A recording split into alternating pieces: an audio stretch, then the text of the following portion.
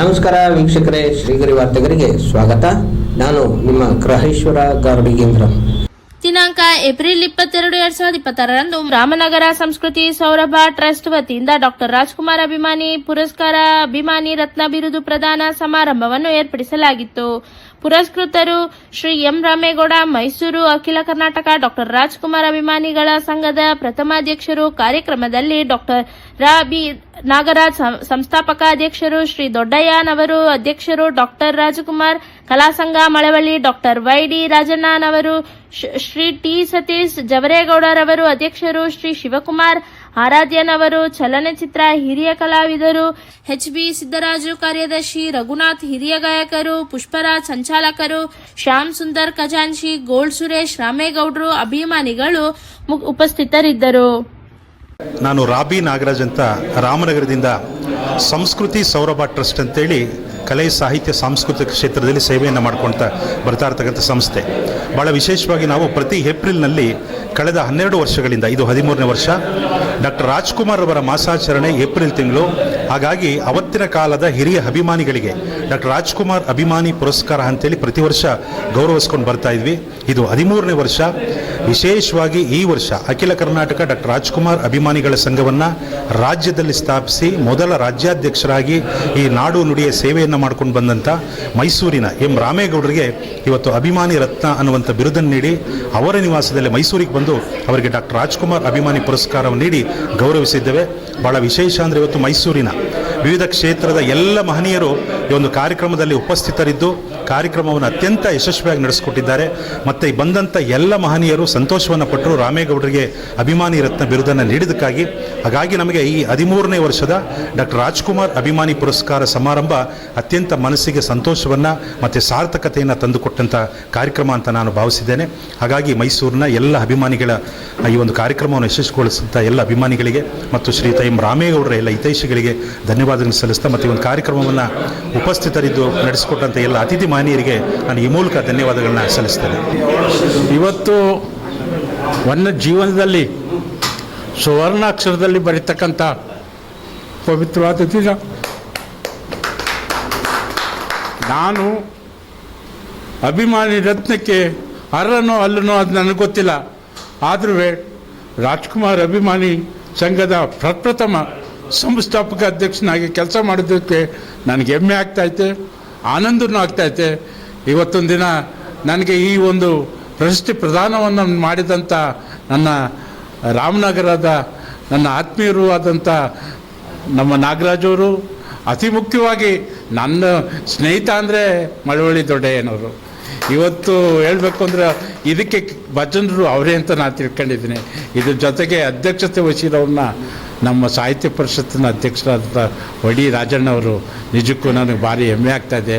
ನಮಗೆ ತುಂಬ ದೂರದಿಂದ ಆರಾಧ್ಯದವರು, ಶಿವಕುಮಾರ್ ಆರಾಧ್ಯ ಚಲನಚಿತ್ರ ನಟದಲ್ಲಿ ನಟನೆ ಮಾಡ್ತಾರೆ, ಇವರೆಲ್ಲ ಬಂದಿದ್ದೀರಿ. ಆಮೇಲೆ ಪತ್ರಿಕಾ ಮಿತ್ರರು ಮತ್ತು ಮೀಡಿಯಾದವರು ಎಲ್ಲರೂ ಬಂದಿದ್ದೀರಿ. ನಿಮ್ಮೆಲ್ಲರಿಗೂ ನಾನು ಭಾರಿ ಅಭಾರಿಯಾಗಿದ್ದಾನೆ. 24ನೇ ತಾರೀಕು ಡಾಕ್ಟರ್ ರಾಜ್ಕುಮಾರ್ ಅವರ ಹುಟ್ಟಿದ ಪವಿತ್ರವಾದಂಥ ದಿನ, 97ನೇ ವರ್ಷಕ್ಕೆ ಕಾಲಿಡ್ತದೆ. ಅಂಥ ಒಂದು ಸುದಿನದಲ್ಲಿ ನನಗೆ ಇವತ್ತು 13 ವರ್ಷದಿಂದಲೂ ಮಾಡ್ಕೊಂಬಂದಿದ್ದಾರೆ ನನ್ನ ಸ್ನೇಹಿತರಿಗೆ. ಅವ್ರ ಜೊತೆಲಿ ನನಗೆ ಇವತ್ತು 13 ವರ್ಷ ಮಾಡಿರ್ತಕ್ಕಂಥಕ್ಕೆ ಅವ್ರಿಗೆ ನಾನು ಎಲ್ಲರಿಗೂ ಅಭಾರಿಯಾಗಿದ್ದೇನೆ, ಅಭಿನಂದಿಸ್ತೀನಿ. ಇದು ಸೇರ್ತಕ್ಕಂಥದ್ದು ಲಕ್ಷಾಂತರ ಜನ, ಸಾವಿರಾರು ಜನ ನನಗೆ ಸಾಥ್ ಕೊಟ್ಟಿದ್ದಾರೆ. 1981ನೇ ಇಸ್ವಿಲಿ ನನಗೆ ಸಾಥ್ ಕೊಟ್ಟಂಥ ಎಲ್ಲ ಅಭಿಮಾನಿಗಳು ವೃಂದಕ್ಕೆ ಎಲ್ರಿಗೂ ಇದು ಸೇರ್ತಕ್ಕಂಥದ್ದು ಅತಿ ಮುಖ್ಯವಾಗಿ ಡಾಕ್ಟರ್ ರಾಜ್ಕುಮಾರ್ಗೆ ಸೇರ್ಬೇಕ್ರಿ. ಇದು ಡಾಕ್ಟರ್ ರಾಜ್ಕುಮಾರ್ಗೆ ಸೇರಿದ್ರೆ ಅದು ಒಳ್ಳೆಯದಾಗ್ತದೆ. ಇವತ್ತು ನಾನು ಈ ಸನ್ಮಾನದ ಸಮಾರಂಭದಲ್ಲಿ ಅಭಿಮಾನಿ ರತ್ನ ಏನು ಕೊಟ್ಟಿದ್ದೀರಿ, ಇಡೀ ರಾಜ್ಯ ನಾನು ನಿಮ್ಮೆಲ್ಲರ ಮುಂದೆ ನಾನು ವಿಡಿಯೋ ಮುಂದೆ ಮನವಿ ಮಾಡ್ಕೊಳ್ತೀನಿ. ಈ ಮುಂದಿನ ದಿನಗಳಲ್ಲಿ ಈ ಸರ್ಕಾರ, ಆಡಳಿತ ಪಕ್ಷ ಇರ್ಬೋದು, ವಿರೋಧ ಪಕ್ಷ ಇರ್ಬೋದು, ಎಲ್ಲ ಸೇರಿ ಇಡೀ ಒಕ್ಕಲಿನಿಂದ ಕರ್ನಾಟಕದಲ್ಲಿ ಡಾಕ್ಟರ್ ರಾಜ್ಕುಮಾರ್ಗೆ ಭಾರತ ರತ್ನ ಅನ್ನತಕ್ಕಂಥದ್ದನ್ನು ಬಿರುದನ್ನು ಕೊಟ್ಟಾಗ ನಿಜಕ್ಕೂ ನಮ್ಗೆ ಆಗ್ತಕ್ಕಂಥ 7 ಕೋಟಿ ಜನತೆಗೆ ಎಲ್ಲಿಲ್ಲದ ಆನಂದ, ಎಲ್ಲಿಲ್ಲದ ಸಂತೋಷ, ಇವೆಲ್ಲ ಅಭಿಮಾನ ಮೂಡಿಬರ್ತದೆ. ದಯಮಾಡಿ ಇದನ್ನು ಇವತ್ತು ನನಗೆ ಅಭಿಮಾನಿ ರತ್ನ ಕೊಟ್ಟಿದ್ದಾರೆ, ಇಡೀ ಭಾರತ ಅವರಿಗೆ ಭಾರತ ರತ್ನವನ್ನು ಕೊಡಲಿ ಅನ್ನತಕ್ಕಂಥ ನಿಮ್ಮೆಲ್ಲರ ನಮ್ಮೆಲ್ಲರ ಪರವಾಗಿ ನಿಮ್ಮೆಲ್ಲರ ಪರವಾಗಿ ನಾನು ಕೇಳ್ಕೊಳ್ತೇನೆ. 7 ಕೋಟಿ ಕನ್ನಡಿಗರು ಅವರಿಗೆ ಆಶೀರ್ವಾದವನ್ನು ಮಾಡಲಿ, ಕೊಡಿಸಿ ಅಂತಕ್ಕಂಥದ್ದನ್ನು ಆಡಳಿತ ಪಕ್ಷ ಮತ್ತು ವಿರೋಧ ಪಕ್ಷ ಎಲ್ಲರೂ, ಪಾರ್ಲಿಮೆಂಟ್ ಮೆಂಬರ್ ಎಲ್ಲರೂ ಸೇರಬೇಕು, ಕೇಂದ್ರ ಕೇಳಬೇಕು, ಒತ್ತಾಯ ಮಾಡಬೇಕು.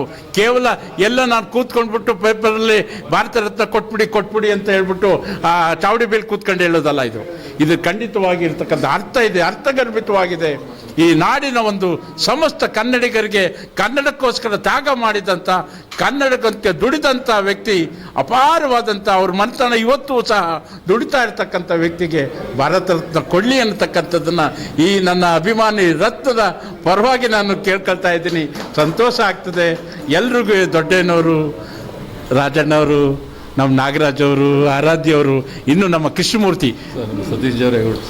ಅಯ್ಯೋ, ಈಗ ಅತಿ ಮುಖ್ಯವಾಗಿ ನಾನು ಸತೀಶ್ ಜಾವರೇಗೌಡರು ನನಗೆ ಗೊತ್ತು, ಆದರೆ ನಾನು ಹೇಳಲ್ಬಾರ್ದು ಅಂತಲ್ಲ, ಖಂಡಿತವಾಗಿ ಹೇಳ್ತೀನಿ. ನನ್ನನ್ನು ಆಮೇಲೆ ಈ ಜೊತೆಯಲ್ಲಿ ನನಗೆ ಸುಮಾರು ಜನ ಪತ್ರಿಕೆಯಲ್ಲಿ ನೋಡ್ಬಿಟ್ಟಿದ್ದಾನೆ, ಅಣ್ಣ ಏನಣ್ಣ ಈ ಸಲ ಅಭಿಮಾನಿ ರತ್ನ ಕೊಡ್ತಾವ್ರೆ ಅಂತ. ಏನಪ್ಪ ನೋಡಿಯಪ್ಪ ಬನ್ನಿ, ಅವತ್ತು ಬರ್ಬೋದು, ಇದೇ ಮದನ್ನೇ ಕೇಳಿ ಬರ್ಬೋದು, ಬನ್ನಿಯಪ್ಪ ಅಂದೆ.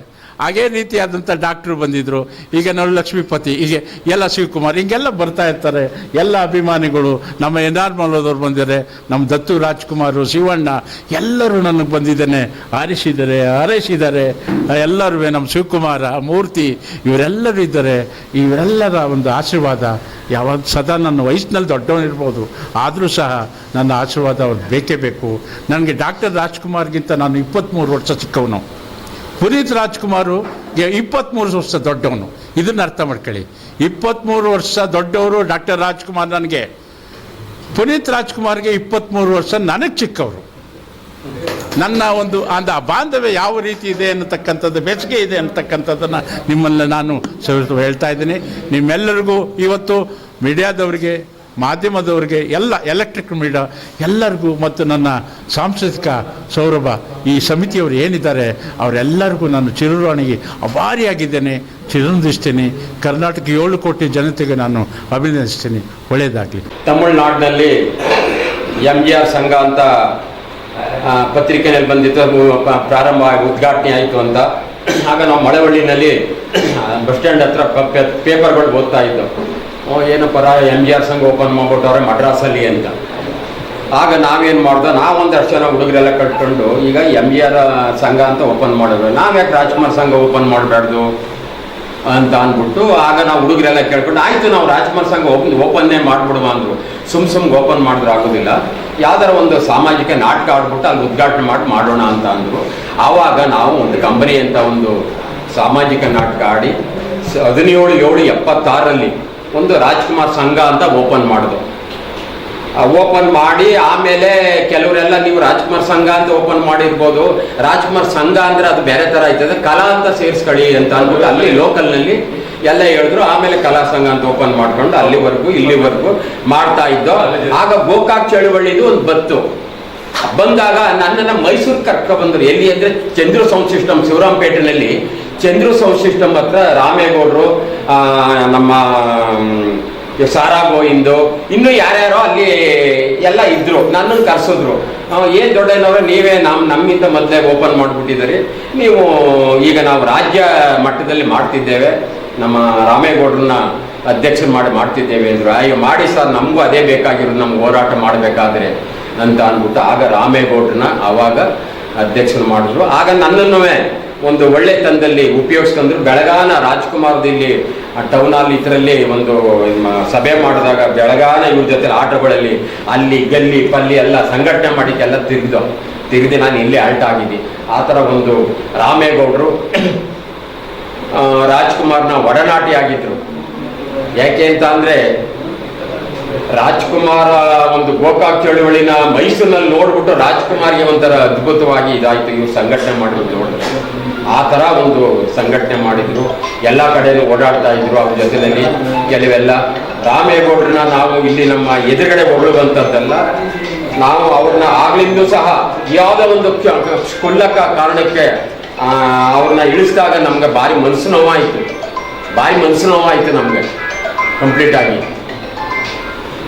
ಮನಸ್ಸು ನೋವಾಯಿತು. ಆಮೇಲೆ ಇದೇನಪ್ಪ ರಾಮೇಗೌಡ್ರನ್ನ ಹಿಂಗೆ ಮಾಡ್ಬಿಟ್ರಲ್ಲ ಯಾಕೆ ಅಂತ ಅಂದು, ಯಾರೋ ಲೋಕಲ್ನಲ್ಲಿ ಮಾಮೂಲಿ ಇರ್ತದೆ, ಏನೋ ಒಂದು ಆಯಿತು. ಅವರು ಅದೇನು ಬೇಜಾರು ಮಾಡ್ತಾನಿಲ್ಲ, ಅಭಿಮಾನಿಯಾಗಿ ಉಳ್ಕೊಂಡ್ರು. ಆ ನಂತರ ನಮ್ಮ ಮಂಡ್ಯದವ್ರು ಒಕ್ಕಂಡು ನಾಗರಾಜ್ ಮಾಡಿದ್ರು, ಅವ್ರನ್ನ ಇದು ಮಾಡಾಯಿತು. ಕೊನೆಗೆ ಅಲ್ಲಿ ಸಾರಾಭದಿಂದ ಆಮೇಲೆ ಆದರು. ಆ ಥರ ನಾನು 76ರಿಂದ ಇಲ್ಲಿವರೆಗೂ ಈಗ 50 ವರ್ಷ ಆಯಿತು ನಾನು ಸಂಘ ಒಂದು ರೂಮ್ ನಾನು ಮಡಿಕೊಂಡಿದ್ದು, ಬಾಡಿಗೆ ಕಟ್ಕೊಂಡೇ ಅವನಿಗೆ 50 ವರ್ಷ ಆಯಿತು ಈಗ ಇಲ್ಲಿವರೆಗೂ. ಆ ಥರ ಮಾಡ್ಕೊಂಡು ನಾವು ಒಂದು ಸಂಘನ ಉಳಿಸ್ಕೊಂಡು ಬಂದಿದ್ದೇವೆ. ಆವಾಗ ನಾವು 50ನೇ ಒಂದು ವಾರ್ಷಿಕೋತ್ಸವಕ್ಕೆ ನಮ್ಮ ರಾಮೇಗೌಡರು, ನಾಗರಾಜರವರು ಎಲ್ರೂ ನಾವು ಅವ್ರನ್ನ ಒಂದು ಕರೆಸಿ ಒಂದು ಏನೋ ಒಂದು ಮಾಡಬೇಕಂತಿದ್ದೇವೆ. ಅದು ಯಾವಾಗ ಮಾಡಬೇಕು ಅನ್ನೋದ ಒಂದು ನಮ್ಮ ಸಂಘದವರು ಒಂದು ತೀರ್ಮಾನ ಮಾಡ್ಕೊಂಡು ಮಾಡ್ತಿದ್ದೇವೆ. ಇವತ್ತು ಯಾಕೆ ಅಂತ ಅಂದರೆ, ಇವತ್ತು ಈ ಏನು ಎಂತ ಒಳ್ಳೆ ದಿನ ಅಂತ ಅಂದರೆ, ಏಪ್ರಿಲ್ನಲ್ಲಿ ಎಲ್ಲ ಮಹನೀಯರ ದಿನ, ಹುಟ್ಟಿದ ದಿನಗಳು.